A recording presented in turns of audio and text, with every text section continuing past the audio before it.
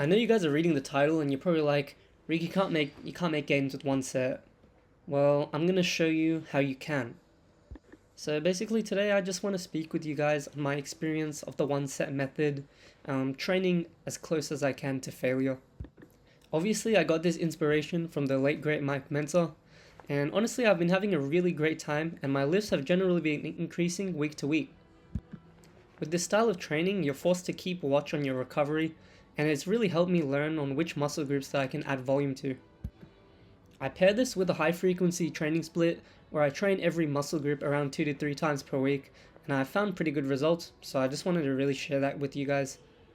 Having tried this style of training for a few weeks now, I've been able to notice a few things. So training has been a lot simpler, and I don't really need to procrastinate before my sets. I just know I need to get one and done. So this allows you to cut down your workouts in a much shorter time and also target every muscle in your body. Like, who wouldn't want to do that? Because I know that one set is all I have, so I'm forced to make the best use of that one set. And if you guys are doing this right, you will start to understand your body more as you train more muscles, and you can really see which muscle groups are quicker to recover and don't feel as sore. In my personal case, my shoulders recover relatively fast, so for them I add on an extra set usually. Essentially, you're going to be more tapped in with your body and actively improve the areas that you need to. So yeah, no weak points. I think the main benefit of having one set per exercise is the extraordinary variation that you can have to your workouts. Compared to powerlifting or say standard bodybuilding programs that include high volume, low volume has pretty much opened my eyes on hypertrophy. Having a lower volume has allowed me to have a wider range of exercise selections, which really allows me to specifically target each muscle group. Like for example, I can include say a closer grip chin up, which will target mostly my upper lats and biceps, and then later in the workout I can just chuck in a wide grip lat pull down that will target my lower lats and also my teres majors. And because you're not doing a shit ton of sets, you could even chuck in a sagittal plane pull down and you won't really risk taking the fucking fatigue pill. This pretty much also makes the workouts more fun and less repetitive, rather than doing like 50 sets on bench press, which I was doing on my powerlifting program, which is targeting the exact same muscles that is just going to lead to excess strain and fatigue. So yeah, you don't really want that for hypertrophy.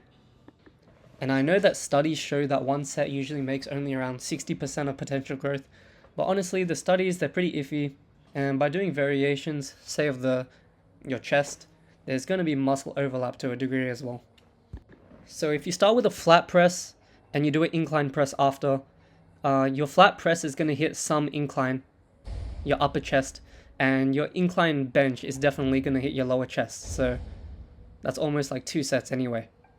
And who is this training probably going to be best for? I'd say that training to failure, low volume, is going to be most beneficial for people with hypertrophy goals.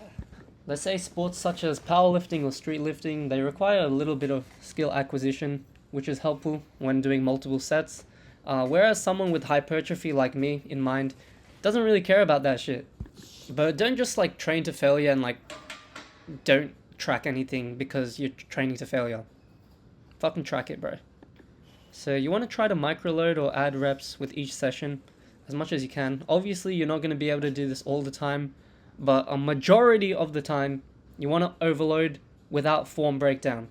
If you break down with form, doesn't really matter, but try to keep your form as close as you can to your normal form. And if you beat a PR from the previous session for big compounds, such as I did the dip, I'd probably recommend you to stop rather than going all the way to failure, just so you can save yourself from a lot of fatigue and maybe save it for the next session or the leg session after. Okay, so we're at the end. Hopefully I've answered all you guys' questions. If you do have any extra questions, feel free to just write them down in the comment and I'll be able to chuck you guys a reply. Oh, and also if you guys like this video, please don't forget to like and subscribe. Thank you all.